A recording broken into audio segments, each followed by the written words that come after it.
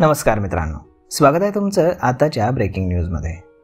मित्रांनो, महाराष्ट्र सरकारच्या लाडकी बहीण योजनेची सध्या राज्यभर चर्चा आहे। या योजनेच्या माध्यमातून पात्र महिलांना दर महिना 1500 रुपये दिले जाणार आहेत। या योजनेअंतर्गत महिलांना प्रत्यक्ष लाभ मिळण्यास देखील सुरुवात झाली आहे।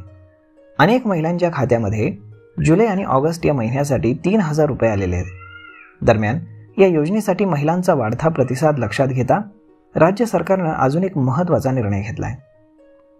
राज्य सरकारकडनं महिलांनी केलेल्या अर्जाची युद्ध पातळीवरती तपासणी केली जाते। महिलांच्या अर्जांची छाननी करून संबंधित महिला पात्र आहे की नाही हे ठरवलं जात आहे। 31 जुलैपर्यंत अर्ज केलेल्या अनेक पात्र महिलांच्या बँक खात्यांमध्ये सरकारनं 3000 रुपये डिपॉझिट केलेले आहेत। अजूनही 17 ऑगस्टपर्यंत महिलांना या योजनेतील सन्मान निधी मिळणार आहे।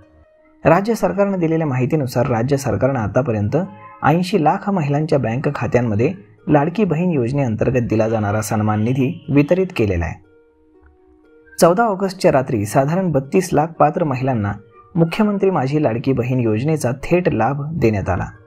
तर स्वातंत्र्यदिनी पहाटे 4 वाजता 48 लाख महिलांच्या बँक खात्यांमध्ये थेट पैसे जमा करण्यात आले। म्हणजेच सरकारने आतापर्यंत एकूण 80 लाख पात्र महिलांना या योजनेअंतर्गत पैसे पाठवलेत। सर्व पात्र महिलांना रक्षाबंधनापूर्वी लाभ हस्तांतरित करण्यासाठी सरकार प्रयत्नशील राहिलेलं आहे। तर मग मित्रांनो, तुम्ही अजूनही अर्ज करू शकता आणि जुलै महिन्यापासूनचे पैसे मिळवू शकता। त्यासाठी सरकारनं मुदत वाढवलेली आहे। हेच आम्हाला तुम्हाला सांगायचं होतं। तर मग मित्रांनो, अशा पद्धतीनं हा व्हिडिओ तुम्हाला कसा वाटला हे तुम्ही आम्हाला कमेंट करून नक्कीच सांगा। आणि जर आवडला असेल तर आपल्या जवळच्या मित्रमंडळींसोबत देखील हा व्हिडिओ तुम्ही शेअर करायला विसरू नका। धन्यवाद।